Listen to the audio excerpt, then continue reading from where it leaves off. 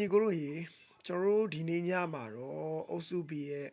ပွဲကောင်းလေးတစ်ပွဲဖြစ်တဲ့ကျွန်တော်တို့ကာတာနဲ့ဆွစ်ဇာလန်ပွဲကိုကျွန်တော်တို့ပွဲချုပ်30ချက်လေးလုပ်သွားမှာဖြစ်ပါတယ်ဗျကျွန်တော်တို့အာရှရဲ့အင်အားကြီးကာတာအသင်းကတော့ကောင်တာကောင်းတယ်အသင်းရဲ့ကစားသမားတွေကပွဲအလှည့်ပြောင်းတစ်ခုကိုအကောင်းမှုစွာလုပ်ပေးနိုင်တဲ့ကစားသမားမျိုးတွေပါတယ်ပေါ့နော်အဲ့လိုပဲဆွစ်ဇာလန်ကလည်းဘယ်လိုပြောမလဲကျွန်တော်တို့ကမ္ဘာ့ဗလာအတွေ့အကြုံရင်းနဲ့အသင်းဖြစ်တယ်နောက်တန်းကလည်းမာတယ်ကွင်းလေကလည်းပွဲကိုထိန်းချုပ်ပြီးလွှမ်းမိုးပြီးကစားနိုင်တဲ့အနေအထားမျိုးမှာရှိတယ်ဆိုတော့ကျွန်တော်တို့ဒီညမှာဗျာကာတာကမမျော်လင့်တာတွေကိုလုံးပြနိုင်မလားကျွန်တော်ဆက်လက်စောင့်ကြည့်ရမယ်ဒါပေမဲ့လွယ်တော့မလွယ်ဘူးရတဲ့တစ်ခုလောက်ခက်မှန်းပေးရမယ်ဆိုရင်တော့ကျွန်တော်ကတော့ဆွစ်ဇာလန်နိုင်မယ်လို့မြင်တယ်ဗျာဆွစ်ဇာလန်နိုင်မယ်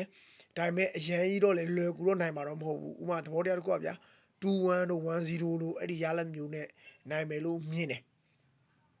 ကျေးဇူးပါ